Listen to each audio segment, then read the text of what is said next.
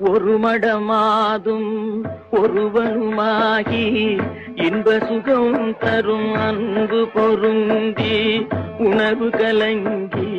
ஒழுகிய விந்து ஊரு சுரோணித மீது கலந்து பனியுளோர் பாதி சிறு துளி மாது பண்டியில் வந்து புகுந்து திரண்டு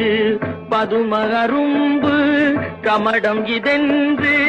பார்வைமை வாய் செவி கால் கைகள் என்ற உருவமுமாகி உயிர் வளர் மாதம் ஒன்பதும் ஒன்றும் நிறைந்து மடந்தை உதரமகழ்ந்து புவியில் விழுந்து